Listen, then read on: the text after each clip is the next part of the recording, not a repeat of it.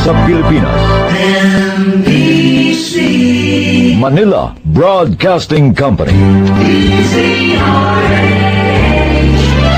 DZRH, member, kapisanan ng mga broadcaster ng Pilipinas. Oktubre 6, 1953, unang sumahimpapawid dito sa DZRH.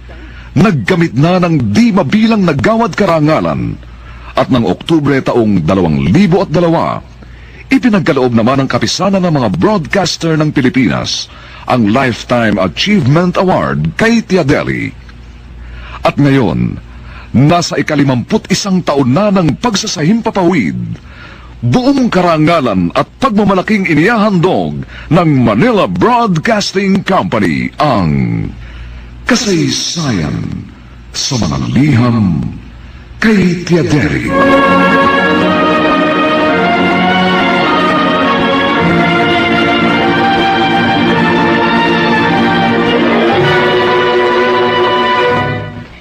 Itong inyong Tia Deli.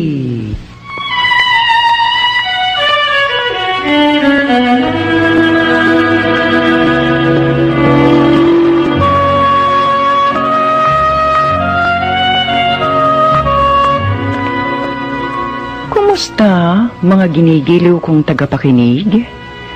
Narito na naman po kami sa pagsasadula ng mga pangyayaring lumikha ng suliranin at bagabag na humitik at naging mahalagang bahagi ng buhay.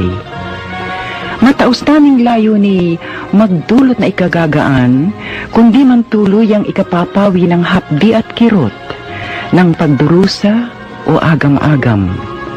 Sa huli, ako po'y mag-uukol ng maikling panukala o kuro-kuro na sana'y makasiya sa may-ari ng salaysay, makaaliw sa marami, at kapulutan ng aral ng ibang ang isipay hinilam ng nanghinang kalooban at nagkulang ng tiwala sa sariling kakayahang bathi ng pagsubok ng kapalaran.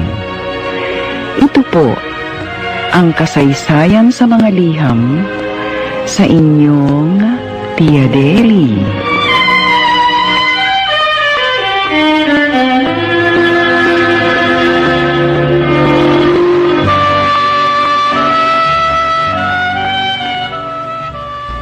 May salita sa wikang Ingles, if you can't fight them, join them.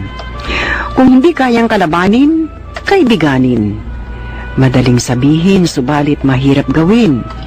Itong problema ng isang naninirahan sa Molave, Tondo, Maynila. Sumasangguni, ano kaya mabisang gawin? Kukublin natin siya sa pangalang Lena.